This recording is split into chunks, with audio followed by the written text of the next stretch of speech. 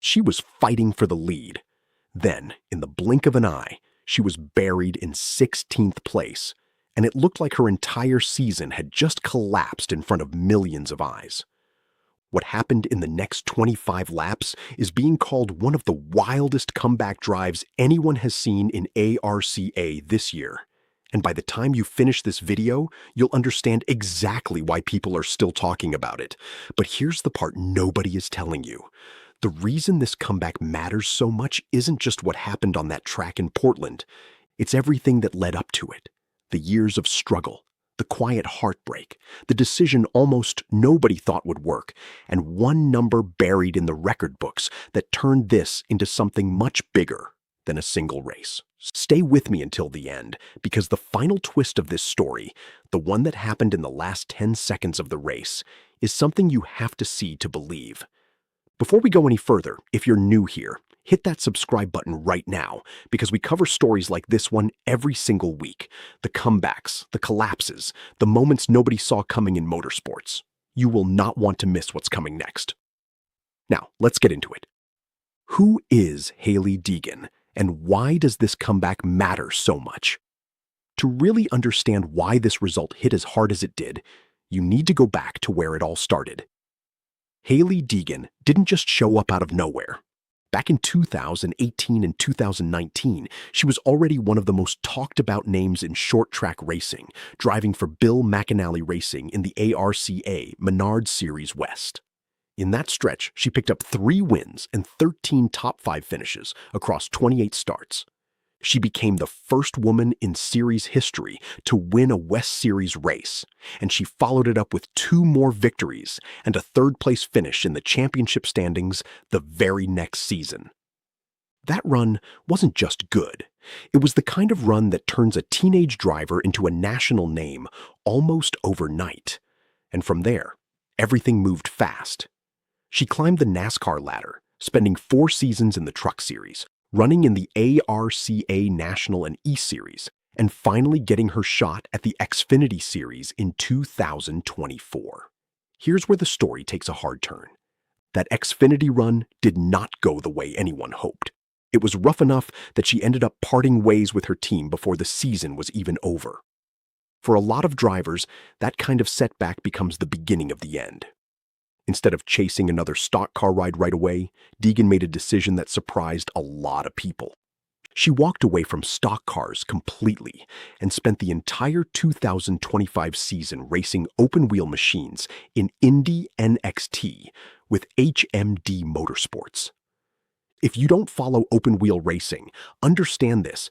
Jumping from a stock car to an open-wheel car is not a small adjustment. It's an entirely different discipline, different braking points, different feel, different everything. She finished that season 14th in points with a best result of 11th, respectable for someone learning a brand new craft. But it wasn't the breakout year that silences doubters, and by the end of it, a lot of people had quietly written her off as a driver whose best days were already behind her. So here's a question worth sitting with for a second. What would you do in that position? Do you keep chasing a new path in open-wheel racing? Or do you go back to the one place where you already know you can win? Deegan chose the second option, and it's the decision that set up everything you're about to see. The return. Nobody was sure would work. In January of this year, Deegan announced she was coming home. Full-time return to the ARCA Menard Series West, reuniting with Bill McAnally Racing, the exact team and the exact seat that had produced the best years of her career. Team owner Bill McAnally didn't hide his excitement either, saying getting her back was incredibly special and that the team was ready to chase another championship together, this time running her alongside teammate Mason Massey. Deegan echoed that energy in her own comments, saying she couldn't be more excited to reunite with the team and that she was laser-focused on coming back stronger, with her sights set on wins and a championship. It sounded like the perfect redemption arc on paper, but paper doesn't win races. And her start to the 2026 season was fine, just fine, nothing more. She opened the year with a 6th-place finish at Bakersfield, then came 3 straight 7th-place results in a row: Tucson, Shasta Speedway, and Colorado. That's not a disaster by any measure. It's the kind of steady, professional points racking that keeps a team inside championship contention. But it's also exactly the kind of stretch that generates zero headlines and zero buzz. No wins, no podiums, no moment that made anyone sit up and say, "She's back." Then a rough patch hit, stalling any momentum she'd built, right as the series rolled into round 8 of the season, Portland International Raceway. This wasn't just any round. It was a road course event running alongside an IndyCar Series weekend, which meant every single lap was happening under a much bigger spotlight than usual. If there was ever a race to have a big moment, this was it. And for a while, it looked like it might just turn into another forgettable Saturday night. Here's a question for you before we go further. If you had to guess right now, do you think Deegan's night at Portland ended in triumph or in disappointment? Drop your guess in the comments before you keep watching, because what actually happened is not what most people expect. The fall. Watching a podium slip away in real time.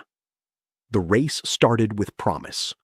Deegan rolled off 6th in a 57-lap event and immediately started making moves. By lap 8, she'd already passed her own teammate, Mason Massey, climbing into 4th place. From there, she found herself locked in a genuine, hard-fought battle for the final spot on the podium. Exactly the kind of racing that made her a star in this same series back in 2018 and 2019. That fight got physical fast.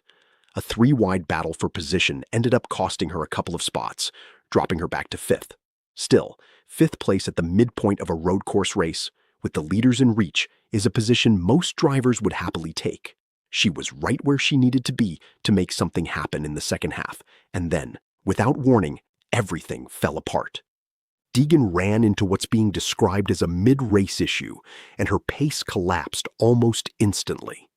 In the span of just a few laps, she went from fighting for a podium spot to sliding backward through the entire field. By the halfway mark of the race, she had fallen all the way to 16th place.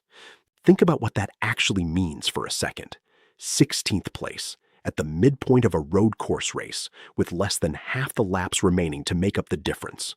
For most drivers, that's the moment you accept the day is lost. You settle in, manage the car, protect whatever points you can, and start thinking about the next race instead of this one.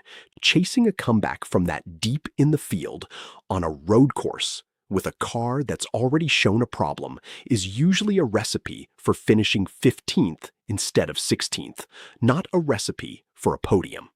That is not what happened next. And this is where the story turns into something else entirely.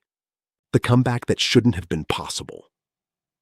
Instead of settling for damage control, Deegan and her Columbia bank-backed crew treated the second half of that race like an entirely separate event. And she started clawing her way forward almost immediately. By lap 34, she'd already fought back up to 13th. 4 laps later, she was up to 11th. Then, on lap 44, she made a move that mattered for a lot more than just her own scoreboard. She passed the points leader in the championship standings, breaking back into the top 10 in the process. Think about that for a second. In the middle of trying to save her own race, she also directly affected the championship battle of the driver leading the standings. A restart on lap 51 opened another door, and she used it perfectly, gaining 3 positions in a single move to climb into 7th. And she wasn't finished.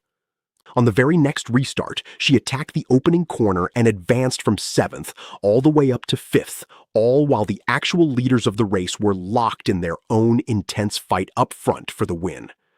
With the laps running out, Deegan stayed close enough to the front that she was in position to capitalize on absolutely anything that happened ahead of her. And with the laps counting down towards 0, something did happen. Something huge. If you've made it this far, you already know something dramatic is coming on that final lap. But I promise you, the way it actually played out is even better than you're picturing right now. Keep watching, because we're about to get to the moment that decided this entire race. The final lap. On the very last lap of the race, Two of the cars racing directly in front of Deegan got tangled up with each other and ran themselves off the circuit. In an instant, the door that had been closed all night swung wide open. Deegan didn't hesitate for a fraction of a second. She threaded straight through the chaos and crossed the finish line in third place, completing a recovery from 16th all the way to the podium in barely half a race, on a track where she had never before delivered her best career result. Let that sink in. 16th place at the midpoint, third place at the finish, on a road course, in a car that had already shown a mechanical issue earlier in the race. That is not luck alone. That's the product of a driver and a crew who refused to give up on a night that had every reason to be written off by lap 30. Why this result means more than just a good night. Here's where the story gets even bigger, because this result did more than salvage one bad night. It was Deegan's first podium finish of the entire 2026 season, and it stands as her best ever career finish specifically on a road course. But there's a second layer to this story that has nothing to do with where she finished on the track. By making that start at Portland, Deegan notched her 35th career ARCA start, combining her results across the ARCA Menard Series, ARCA East, and ARCA West. That number pushed her past the previous record for the most career starts by a woman in the history of the series.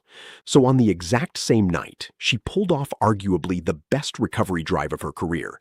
She also quietly became a genuine record holder in ARCA's history books, a distinction that outlasts any single race result, win or lose. 2 milestones, one night, and almost nobody outside the series saw it coming. After the race, Deegan didn't hold back how much it meant to her. She said she was incredibly happy to finally get her first podium of the season, and she made a point of crediting her team directly, saying the night brought real challenges, but that her Columbia bank-backed crew never gave up and pushed hard in the closing laps to help bring the car home in third. She closed her comments by saying it felt good to finally get a great result, and that the team needs to build on that momentum heading into the next race, a clear signal that she isn't treating Portland as a lucky one-off. She's treating it as a turning point. Where this goes from here. This podium finish moved Deegan up to 6th place in the ARCA Menard Series West Championship standings, pulling her firmly back into playoff-relevant territory instead of scrambling to play catch-up in the points battle. That single result changed the entire complexion of her season. Her next test comes at the Napa Auto Parts 150 at All-American Speedway in Roseville, California on September 5th. A track where clean racecraft and consistency, exactly the qualities that were tested and proven at Portland, tend to matter just as much as raw, straight-line speed. So here's the real question hanging over the rest of this season. Was Portland a genuine turning point the moment this comeback story really begins? Or was it a one-off flash of good fortune that won't repeat itself once the series moves to a different kind of track? There's a strong argument for both sides. And honestly, the next few races are going to answer that question for us in real time. The bigger picture. Step back and look at the whole arc here. Deegan spent an entire season away from stock cars, chasing a completely different discipline in open-wheel racing. She came back to rebuild something she had already proven years earlier that she was capable of. She ground through a quiet start to the season that generated almost no attention. And then, on one of the biggest stages of the year, in front of a crowd sharing the weekend with an IndyCar Series event, she delivered exactly the kind of statement result that reminds everyone why this comeback started in the first place. Falling to 16th place and still finishing third isn't just a good points night. It's proof that the speed and the fight that made her a star back in 2018 and 2019 never actually left. If anything, they might be sharper now than they were back then. So, here's what I want to know from you. Do you think that final lap podium was earned through pure grit and patience, fighting back from 16th all race long? Or did Deegan just get lucky when the cars ahead of her wrecked each other on the last lap? Both sides have a real argument. Drop your take in the comments because the debate on this one has been split right down the middle. And if you want to catch every twist of this comeback story as the season builds toward the playoffs, make sure you're subscribed and you've got notifications turned on, because after a run like the one we just broke down at Portland, this story is only getting started. And the next race could either confirm this comeback is real or prove it was one shining moment that doesn't come around twice. Either way, you will not want to miss it.